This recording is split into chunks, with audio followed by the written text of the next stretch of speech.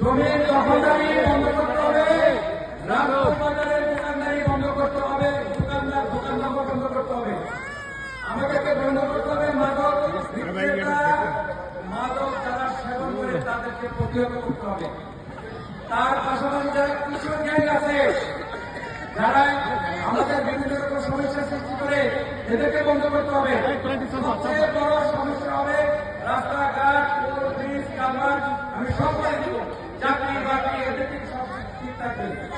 কিন্তু আমার মেয়ে রামপুর স্কুলে পড়তে আসার সময় অথবা আমার নোয়াটা মাদ্রাসা যাওয়ার সময়, বলাঘাট কলেজে যাওয়ার সময় যদি আমার মেয়ে একটি দিকে শিকার হয়, আমার রাস্তাঘাট, পোল, ব্রিজ, কালভার্ট, দোকানপাট, আমার এই কৃষিকাজ, আমার ফ্যামিলি কার্ড কিছু দরকার নাই।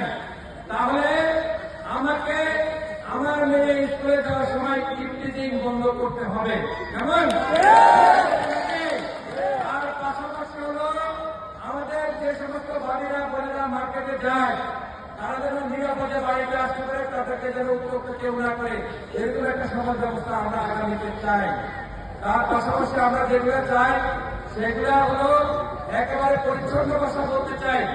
বিগত 16 বছর বিনা ওয়ারেন্টে আমার বন্ধু নেতা কর্মী এখানে আছে, যারা একটা দিবস আপনি যেমন করছেন ভাবিলেন মনে আছে, গুলি করে নিয়ে যেতে বিএনপি করার কারণে আজকে রামপুর মাঠটাকে ঘোষণা করতে চাই, তারেক সাহেব যদি প্রধানমন্ত্রী হন, আপনাদের 12 তারিখের ভোটে যদি আমি এই সংসদে সংসদ সদস্য নির্বাচিত হই, কোন অবস্থাতে কোন রাজনৈতিক দলের নেতা কর্মীকে বিনা ওয়ারেন্টে পুলিশ গ্রেফতার করতে পারবে না। এটা আমি কমিটমেন্ট করলাম সবাই সামনে। ধন্যবাদ।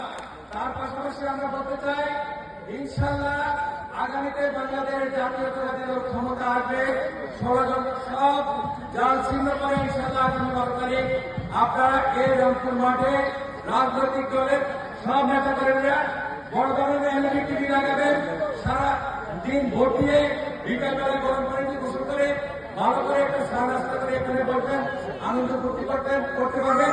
রাত্রে 12টার সময় দেখবেন বিএনপি 264 আসনে বাস করছে।